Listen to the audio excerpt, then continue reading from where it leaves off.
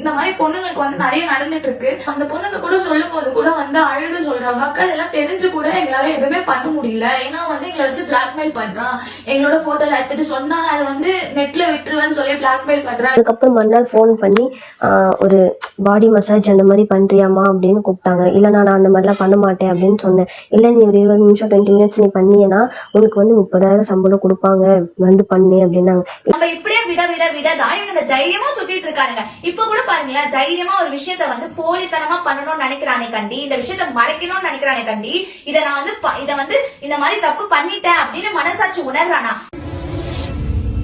இன்ஸ்டாகிராம்ல ரீல்ஸ் பாக்குறவங்களுக்கு black lovers மௌனியின் கீர்த்தியை கண்டிப்பா தெரியாம இருக்காது. ஒரு காலத்துல செம்ம ஃபேமஸ் கப்பலா இருந்த இவங்க திடீர்னு வீடியோ போடுறத நிறுத்திட்டாங்க. இப்போ எல்லாருக்குமே ஒரு ஷாக்குன்னே சொல்லலாம். அண்ணா அன்னிக்கு என்ன ஆச்சு அப்படின்னு கேட்ட ரசிகர்களுக்கு பதில் கொடுக்கிற மாதிரி கீர்த்தியும் ஒரு வீடியோ போட்டிருந்தாங்க. அந்த வீடியோல கீர்த்தி ரொம்பவே மனம் உடைஞ்சு போய் அழுதுகிட்டே சில உண்மைகளை சொல்லியிருந்தாங்க. மௌனி இவங்க கூட ரிலேஷன்ஷிப்ல இருக்கும் பொழுதே இன்னும் பல பெண்கள் கூட பேசிக்கிட்டு இருந்ததாகவும் அதுக்கு ஆதாரங்கள் இருக்கு அப்படின்னு சொல்லியிருந்தாங்க. முக்கியமா ஷார்ட் பிலிம் நடிக்க வைக்கிறேன்னு சொல்லி மத்த பொண்ணுங்க கிட்ட அட்ஜஸ்ட்மெண்ட் கேட்கிறாரு அப்படின்னு அவங்க சொன்ன குற்றச்சாட்டு மிகப்பெரிய பரபரப்பை ஏற்படுத்தி இருந்துச்சு. இதுக்கு பதிலடி கொடுக்கிற மாதிரி மௌனி ஒரு வீடியோ போட்டு கீர்த்தி மேலதான் தப்பு இருக்கு, அவங்களுக்கு வேற ஒருத்தர் கூட தொடர்பு இருக்கு அப்படின்னு சொல்லியிருந்தாங்க. அங்க போன உடனே என்ன எல்லாத்துலயுமே பிளாக் பண்ணாங்க. அப்போ புரியல எனக்கு ஏன் பண்ணாங்க. நார்மலா பேசிட்டு இருந்தாங்க சம்திங், ஆனா சுத்தமா என்ன எல்லாத்துலயுமே பிளாக் பண்ணாங்க. அப்பதான் எனக்கு ரீசன் புரிஞ்சுது. ரொம்ப கஷ்டமாயிடுச்சு, இது என்னால ஏத்துக்கவே முடியல. இத பாருங்க நீங்களே, அந்த பையன் போஸ்ட் ஸ்டோரி வச்சிருக்காப்ல, இது வந்து கீர்த்தி தான் அப்படின்றத நான் எப்படி ப்ரூவ் பண்றேன்னா, இங்க பாருங்க அவங்களோட கையில கிரீன் கலர் கயிறு மாதிரி இருக்கு. இது எல்லாமே நடந்து ஒரு வருஷத்துக்கு மேல ஆச்சு. அதுக்கப்புறம் 2 பேருமே பிரிஞ்சு அவங்க லைஃப்ல ரொம்பவே பிஸியா வீடியோஸ் போட்டுட்டு இருந்தாங்க. இதெல்லாம் நடந்து ஒரு வருஷத்துக்கு மேல ஆயும் இப்போ கீர்த்தி புதுசா ஒரு வீடியோ போட்டிருந்தாங்க. அந்த வீடியோல அவங்க என்ன சொல்லியிருந்தாங்க அப்படின்னா, எல்லார்கிட்டயும் தயவு செஞ்சு நான் கையெடுத்து கும்பிட்டு கேட்டுக்கிறேன், மௌனி எது பண்ணியிருந்தாலும் என்கிட்ட வந்து என்ன ஆச்சுன்னு சொல்லிட்டு என்ன பிளேம் பண்ணாதீங்க. சோ நான் நிறைய வாட்டி சொல்லிட்டேன், ஆனா அந்த விஷயம் அகைன் நடந்துட்டு தான் இருக்கு. நிறைய பொண்ணு இன்ன வரைக்கும் பாதிக்கப்பட்டுட்டே தான் இருக்காங்க. இது ஏன் எனக்கு தெரியல, இது எப்படி எனக்கு வந்து ஸ்டாப் பண்ண வைக்கிறதும் தெரியல. என்னால முடிஞ்ச வரைக்கும் இது ஒரு அவேர்னஸா தான் என்னால இது பண்ண முடியும். சோ அதுக்காக தான் நான் உங்ககிட்ட கூட நான் எடுத்து சொல்றேன், என்ன நடந்ததுன்றத இந்த வீடியோல நீங்களே ஃபுல் அண்ட் ஃபுல் பாருங்க, அப்பதான் அவங்க எல்லாருக்குமே புரியும். சோ அப்படியே அவங்க போன் எடுத்து பார்க்கும்போதுதான் வந்து நிறைய பொண்ணு கிட்ட வந்து மெசேஜஸ் எல்லாம் பார்த்தேன். அதுல வந்து ஒரு சார்ட் எடுத்து பார்க்கும்போது ரொம்ப கேவலமா அது எனக்கு என்ன வார்த்தை சொல்றதுன்னு கூட தெரியல. நான் கீழே வந்து இந்த வீடியோல வரும் பாருங்க, ரொம்ப கேவலமா மெசேஜஸ் எல்லாம் இருந்தது. இந்த மாதிரி நிறைய பொண்ணுங்களை வந்து ஏமாத்துனா அப்படின்னு எனக்கு நியூஸ் தெரிய வந்ததுக்கு அப்புறமா நான் வந்து இன்ஸ்டாகிராம்ல வந்து ஒரு வீடியோ போட்டிருந்தேன், இந்த மாதிரி எல்லாம் நடக்குது, எனக்கு எந்த சம்மந்தமும் கிடையாது அப்படின்னு சொல்லி நான் வீடியோ போட்டிருந்தேன். அப்படி நான் வீடியோ போடும்போது அதை பார்த்துட்டு நிறைய பொண்ணுங்க எனக்கு மெசேஜ் பண்ணியிருந்தாங்க, அக்கா எனக்கு இப்படியா இருக்கு, எனக்கு இப்படியா இருக்கு அப்படின்னு சொல்லிட்டு நிறைய பொண்ணுங்க. நான் இது கொஞ்சம் கூட நான் எதிரே பார்க்கல. எனக்கு இப்ப வரைக்கும் நான் அந்த விஷயத்த பேசும்போதெல்லாம் நான் வந்து வெளியே பார்க்கும்போது வேணா சிரிக்கலாம், ரீல்ஸ் போடலாம், ஆனா அந்த விஷயத்துல இருந்து நான் இன்னும் மீண்டே வரல. ஒரு மென்டல் அஃபெக்ட் ஆன மாதிரி தான் நான் இருக்கேன். சோ அந்த மாதிரிலாம் வரும்போது எனக்கு நான் இப்ப கூட இந்த வீடியோ நான் எதுக்காக போடுறேன்னு பாத்தீங்கன்னா கொஞ்சம் கேர்ஃபுல்லா இருந்தேன். ஏன்னா இது இந்த மாதிரி பொண்ணுங்களுக்கு வந்து நிறைய நடந்துட்டு இருக்கு. அந்த பொண்ணுங்க கூட சொல்லும் போது கூட வந்து அழுது சொல்றாங்க, அக்கா இதெல்லாம் தெரிஞ்சு கூட எங்களால எதுவுமே பண்ண முடியல, ஏன்னா வந்து எங்களை வச்சு பிளாக்மெயில் பண்றான், எங்களோட போட்டோல எடுத்துட்டு சொன்னா அது வந்து நெட்ல விட்டுருவேன்னு சொல்லி பிளாக்மெயில் பண்றான், அதெல்லாம் தெரிஞ்சா எங்க வீட்டுல வந்து யாருக்குன்னா எதனா ஆயிடும்னு சொல்லி ஃபீல் பண்ணும்போது இதெல்லாம் கேட்டு எனக்கு என்ன பண்றதுனே தெரியல.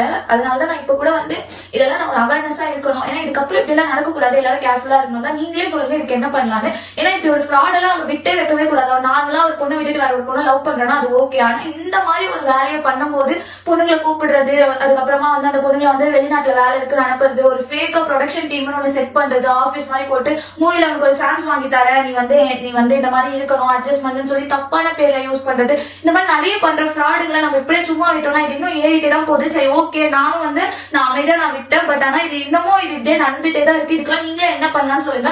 அதுல பாதிக்கப்பட்ட ஒரு பெண்ணோட வாய்ஸ் மெசேஜ் நீங்களே கேளுங்க. எனக்கு ஹெல்ப் வேணும்னா ப்ளீஸ் நான் ஒரு மெசேஜ் பண்றீங்களா அக்காவும் உங்களுக்கும் மீன் பண்ணி நான் மெசேஜ் பண்ணியிருந்தேன். ஸோ அவங்க வந்து அந்த டைம்ல பாத்துருக்காங்க போல, அப்ப என்ன கூப்பிட்டு இருந்தாங்க, இந்த மாதிரி வேலை தரேன் அது தரேன்னு சொல்லி கூப்பிட்டாங்க. ஒரு இடத்துக்கு கூட்டுன்னு கூட போனாங்க, இந்த மாதிரி வெளிநாட்டு கூட போகலாம், நீ வீசா எல்லாம் பண்ணினா வெளிநாட்டுக்கு போனீங்கன்னா உங்களுக்கு நல்லா சம்பளம் கிடைக்கும் அப்படி இப்படிலாம் சொல்லியிருந்தாங்க. அதுக்கப்புறம் மறுநாள் ஃபோன் பண்ணி ஒரு பாடி மசாஜ் அந்த மாதிரி பண்ணுறியாம்மா அப்படின்னு கூப்பிட்டாங்க. இல்லை நான் அந்த மாதிரிலாம் பண்ண மாட்டேன் அப்படின்னு சொன்னேன். இல்லை நீ ஒரு 20 நிமிஷம் 20 மினிட்ஸ் நீ பண்ணியனா உனக்கு வந்து 30,000 சம்பளம் கொடுப்பாங்க, வந்து பண்ணு அப்படின்னாங்க. இதை தொடர்ந்து கீர்த்தி நேற்று இன்னொரு வீடியோ விட்டுருந்தாங்க. அந்த வீடியோல அவங்க என்ன சொல்லியிருந்தாங்க அப்படின்னா, நேற்று நான் போட்ட வீடியோவை பார்த்த மௌனி இன்ஸ்டாகிராம் அட்மின் அனுப்புற மாதிரி ஒரு சேஃப் மெயில் அனுப்பி வீடியோவை டெலீட் பண்ண சொல்லி என்ன மிரட்டினதா கீர்த்தி சொல்லியிருந்தாங்க. அது மட்டும் இல்லாம நான் மட்டும் அவரால் ஏமாறல, எனக்கு நேற்று அந்த வீடியோவை பார்த்துட்டு மெசேஜ் பண்ண நிறைய பொண்ணுங்க அவரோட உண்மை முகத்தை சொல்லியிருந்தாங்க அப்படின்னு மௌனி மேல அடுக்கடுக்கா புகார்களை வச்சிருந்தாங்க. வீடியோ போட்டதுல சில கேர்ள்ஸ் வந்து ரொம்ப ஃபீல் பண்ணியிருந்தாங்க. அதை நீங்களே பார்த்திருப்பீங்க. பாதிக்கப்பட்ட பெண்களோட ப்ரூஃப் எல்லாம் போட்டேன். சரி இதுதான் எண்டு அப்படின்னு பார்த்தா இல்லங்க, இன்னும் நிறைய வருது. எனக்கு இன்னைக்கு மார்னிங் எழுந்ததுல இருந்து நானும் பாதிக்கப்பட்டிருக்கேன், எனக்கும் இப்படி ஆயிடுது, என்கிட்டயும் இப்படி பேசிருக்காங்க, இதுதானே அவங்க நம்பர், என்னையும் அப்படிதான் கூப்பிட்டாங்க, நான் இப்ப வந்து பிளாக் பண்ணிட்டேன், என்ன இப்படிதான் மிரட்டாங்கன்னு சொல்லி வந்துட்டே தான் இருக்கு. என்னங்க இது இவ்வளவு சீப்பாலாம் ஒருத்தன் பண்ணுவானா? நேற்று நான் ஒரு வீடியோ போட்டிருந்தேன்ல, அந்த வீடியோல வந்து அவன் இதெல்லாம் பண்ணான்னு சொல்லி நான் வந்து எக்ஸ்போஸ் பண்ணி நான் போட்டிருந்தேன் ஓப்பனாவே. ஆனா அதுக்கு எனக்கு இன்னைக்கு என்ன தெரியுமா ரிப்ளை எனக்கு வந்து எப்படி தெரியுமா வந்தது? எனக்கு வந்து ஜஸ்ட் ஒரு மெயிலா ஒரு ஆஃப்டர்நூன் ஒரு 2:41 PM இருக்கும், எனக்கு ஒரு மெயில் மாதிரி இன்ஸ்டாகிராம்ல இருந்து அனுப்பிச்ச மாதிரி ஒரு டூப்ளிகேட்டா ஒன்னு கிரியேட் பண்ணி அதை எனக்கு வந்து மெயில் பண்ணியிருந்தாங்க. நான் வந்து அதை பார்க்கல, நான் டிராவலிங்ல இருந்ததுனால. நைட் எனக்கு அதே மாதிரி வந்து பாத்தீங்கன்னா ஏதோ ஒரு அன்னோன் மெயில்ல இருந்து எனக்கு வந்து ஒரு மெயில் வந்திருந்தது, இந்த மாதிரி வந்து மௌனியோட இஷ்யூஸ் போட்டிருந்தீங்கல்ல அப்படின்னு சொல்லிட்டு. நான் ரிட்டர்ன் வந்து எனக்கு வந்து இந்த நம்பருக்கு வந்து டெக்ஸ்ட் பண்ணுங்க அப்படின்னு ஒரு வாட்ஸ்அப் நம்பர் மாதிரி, பட் அது வந்து இந்தியா நம்பர் கிடையாது, அது ஏதோ வந்து சம்திங் ஃபாரின் நம்பர் மாதிரி இருந்தது. அது எந்த ஒரு நம்பரும் தெரியல, பட் வந்து நம்மளோட இந்தியா நம்பர் கிடையாது. சரி ஓகேன்னு சொல்லிட்டு நான் வந்து வாட்ஸ்அப்ல எல்லாம் போய் டெக்ஸ்ட் பண்ணாம மெயிலே கேட்டேன், ஹூஸ் திஸ், நீங்க யாருன்னு கேட்டப்போ உங்களோட ஐடி வந்து பேன் ஆக போகுது, இந்த மாதிரி மௌனி வந்து உங்களோட ஐடியை வந்து பேன் பண்ண சொல்லியிருக்காங்க, இன்ஸ்டாகிராம் மட்டும் கிடையாது சோசியல் மீடியால ஃபுல்லாவே நீங்க வந்து பேன் ஆக போறீங்க, பார்த்து இருந்துக்கோங்க அப்படி இப்படின்னு வந்தது.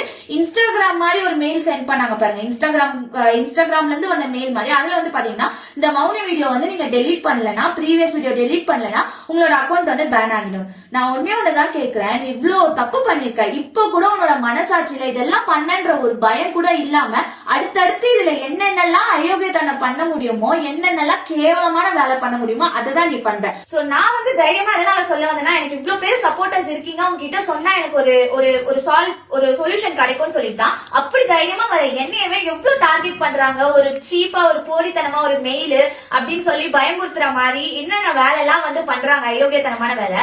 ஆனா இதுல பாதிக்கப்பட்ட பெண்கள் எல்லாம் யோசிச்சு பாருங்க, எப்படி வந்து தைரியமா சொல்லுவாங்க.